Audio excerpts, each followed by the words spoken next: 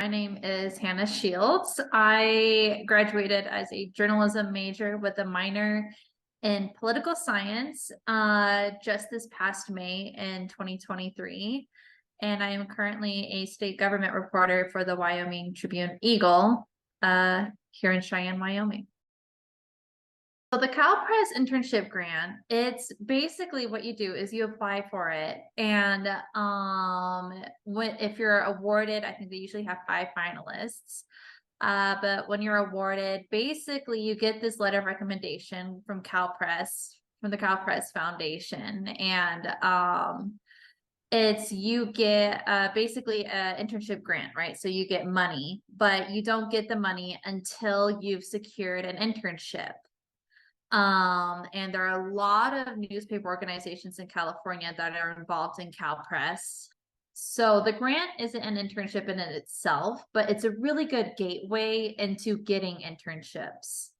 For me, when I got the grant, the managing editor of the Sacramento Bee reached out to me, and they actually get a lot of their interns through this grant. So even if you might not know what it is, you should still apply for it because it is a really good one. Like that ended up being one of the best internships I've ever had at the Sacramento Bee. It's kind of like similar to a lot of application processes. It requires a cover letter, letters of recommendation from faculty. I got a couple of different letters of recommendation for it. And then you also submit some of your writing pieces as well. So the application process is pretty standard. I got 2 recommendation letters. One was from Barb Kingsley Wilson, and then the other one was from Jennifer Newton. And both of them gave me really good recommendation letters, to be honest. The one from Newton, I think also was just really good, and they really made me look good. So always go to your professors, the ones that you really get along with, because they can really help you more than anything. And I think just, you can like go through a professor, ask them what you think your best work is, have them maybe help you pick out some stronger articles or pieces of information or pieces, that you've worked on to submit. And I think that will really help. And also help with your cover. I mean, I got help with everything, like these application processes, they're really intimidating, and it's a lot, especially during this season when you're applying for so many. So don't be afraid to like reach out to your friends or your professors or your counselors and ask for like help on how to write the best cover letter or how to get the best recommendation letter or pick out your best work, because they know you best. And sometimes we're our own worst critics and we're going to overthink these things. Because I also don't think a lot of people apply for the Cal Press Foundation. I don't think people understood what it was. So I say apply for everything too. Honestly, receiving this grant, I think, changed the course of my life.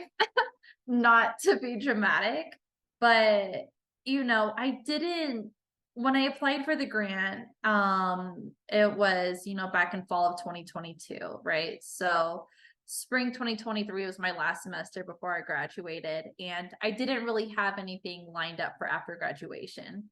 And especially in the world of journalism, it is so hard to get internships and it's so hard to get a job in this field, and so I was just applying for everything. I found this grant and I applied for it. And then I found out in January that I was one of the 5 finalists.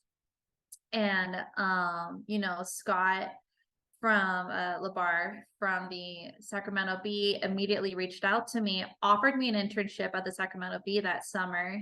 And I accepted it. And it was one of the most incredible internships of, just like of my life. It's like the Sacramento Bee is a really great news outlet to work with. Like you're working with Pulitzer Prize winning journalists there. You're working with people who just have gone above and beyond in their journalism careers. So you're getting a really great experience. It was a 10-week long internship. You learn a lot. It's intimidating to, like, I definitely experienced imposter syndrome working there, but they were really there to help me and teach me how to become a better journalist and how to talk to people. But towards the end of that internship, I started applying for jobs. And again, same mindset of just applying for everything and anything that you can get. I think one weekend I put out like 7 to 10 job applications. One of them was the Wyoming Tribune Eagle. Out of all those applications, I only got 2 responses. Out of those 2 responses, I got 1 job. So, it was like through that grant though that I got my internship, and then it was through that internship I started looking for jobs, and then I came here. So I really don't know where I would be if I didn't get that grant. I feel like so many people who graduate and get jobs and then come back and give advice say this, but like write everything and anything under the sun. Um And I think write as much as you can too. When I was in college, I think a majority of the articles that I wrote were between 3 to 500 words. Articles that I'm writing now are between 500 and 1,200 words. But to become a standout candidate, I really, look for the smaller internships too. I interned at Long Beach local news one summer, and it was a good internship. So like just like don't overlook like the smaller internships either, because just showing that you've written for somebody outside of your student media is really important. A lot of these times when you're looking for jobs or other internships, they want to know that you've done something outside of student media. Just to expand your portfolio, it makes you look more proactive in your career, which I think is really important.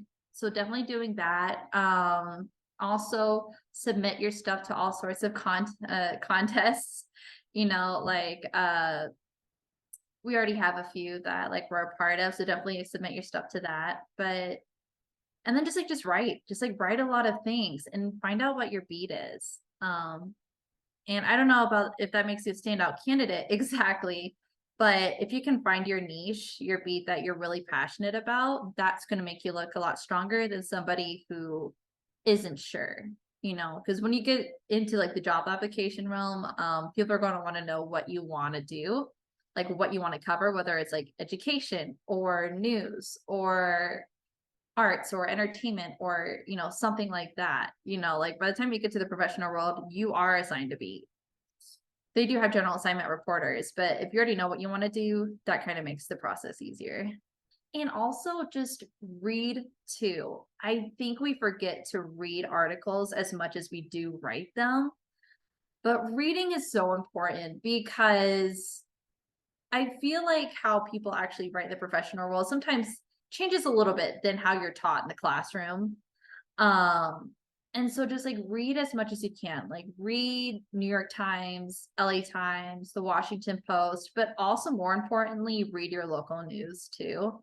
I think these days I spend more of my time reading stories from, like, for example, I'm in Wyoming, so I'm reading the Casper Star Tribune and I'm reading WyoFile, which are like other 2 news outlets out here, because you kind of get an idea of like what they're covering, how they're writing it. And oftentimes you're going to find writers that do something right and you like their style of writing and you realize what articles flow well and which ones don't. And that's going to help you shape your own writing. So I feel like if I can have one piece of advice that's different from the rest, it's just read more as well as write more.